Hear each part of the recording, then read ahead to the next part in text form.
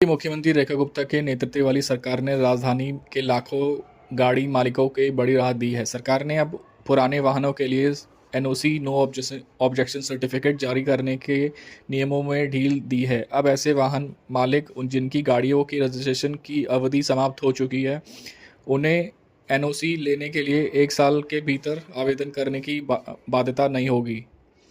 यह फैसला खास तौर पर उन लोगों के लिए फ़ायदेमंद होगा जिनकी डीजल गाड़ियों 10 साल से पुरानी या पेट्रोल गाड़ी 15 साल से पुरानी है। अब वे अपनी गाड़ियों को दिल्ली एनसीआर के बाहर किसी दूसरे राज्य में री रजिस्टर यानी फिर से पंजीकरण करा सकेंगे। इससे न सिर्फ लोगों को राहत मिलेगी बल्कि दिल्ली की सड़कों पर पुराने प्रदूषण फैलाने वाली गाड़ियों की संख्या भी घटेगी।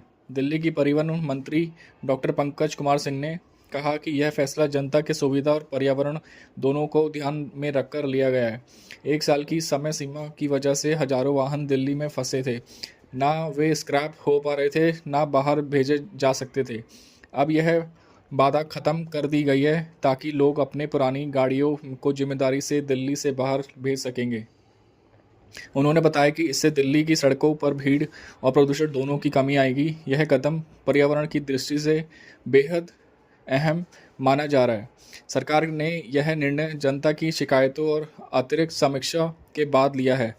इससे पहले 2021 और 22 में भी परिवहन विभाग ने राष्ट्रीय हरित अधिकरण एनजीटी के निर्देशों के तहत पुराने वाहनों के लिए नियम बनाए थे, लेकिन उस समय एनओसी के लिए आवेदन की अवधि केवल 1 वर्ष तय की गई थी, जिसके कारण कई वाहन मालिक आवेदन नहीं कर पाए थे। अब नए आदेश के तहत जिन वाहनों की उनकी उम्र पूरी होने के कारण डी रजिस्टर दर्ज निरस्त किया गया था, वे भी कानूनी रूप से अन्य राज्यों में ट्रांसफ़र किए जा सकेंगे।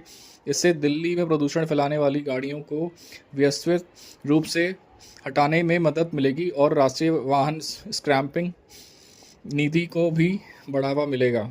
परिवहन विभाग का मानना है कि यह फैसला न सिर्फ पर्यावरण संरक्षण की दिशा में एक बड़ा कदम है, बल्कि दिल्ली में ट्रैफिक जाम और पार्किंग की समस्या को भी कम करेगा। गौरतलब है कि दिल्ली एनसीआर में एनजीटी और सुप्रीम कोर्ट के आदेशों के बाद 10 साल के पुरानी डीजल, 15 साल के पुराने पेट्रोल वाहनों के चलाने पर पूरी तरह प्रतिबंध है।